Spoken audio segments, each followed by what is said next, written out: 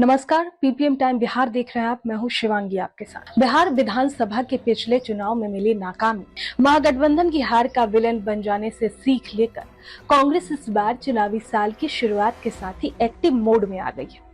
बिहार कांग्रेस के अध्यक्ष डॉक्टर अखिलेश प्रसाद सिंह से लेकर महिला कांग्रेस की राष्ट्रीय अध्यक्ष अलका लांबा और बिहार कांग्रेस के प्रभारी सचिव शाहनवाज आलम तक मैदान में उतर गए हैं।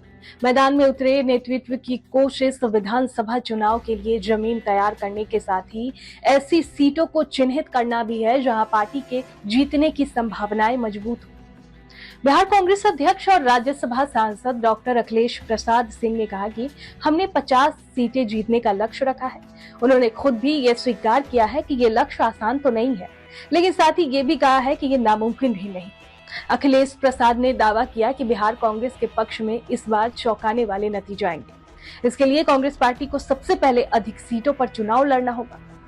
बात करें 2020 की, तो 2020 के चुनाव नतीजों में 70 सीटों पर चुनाव लड़कर महज 27% स्ट्राइक रेट के साथ 19 सीटें ही जीत पाई पार्टी को राष्ट्रीय जनता दल आरजेडी इस बार अधिक सीटें देने का खतरा मोल लेगी, ये सवाल उठ रहा है।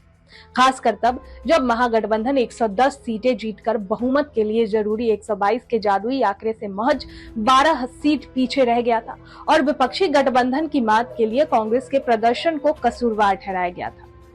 कांग्रेस नेता ये भी जानते हैं कि इस बार आरजेडी 2020 चुनाव के स्ट्राइक रेट के आधार बनाकर पार्टी को कम से कम सीट देना चाहेगी। लालू यादव की पार्टी के ऐसे किसी भी दाव से निपटने के लिए अब कांग्रेस पहले से ही होमवर्क में जुट गई है। इसके लिए पार्टी ने प्लान 45 बनाया है।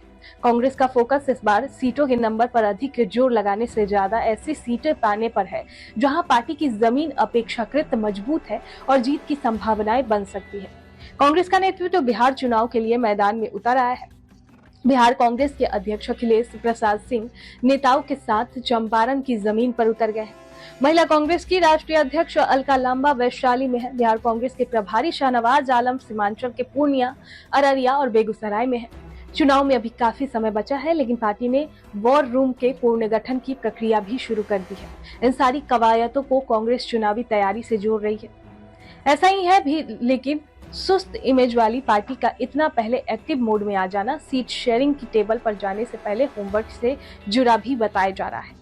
कांग्रेस नेतृत्व की कोशिश है कि जमीन आधार पर जीतने योग्य सीटें चिन्हित की जाए और फिर उन्हें हासिल करने के लिए जोर लगाया जाए। बाकी लालू यादव की अगुवाई वाली आरजेडी इस बार कांग्रेस को कितनी और कौन सी सीटें देगी है, ये देखने वाली बात होगी।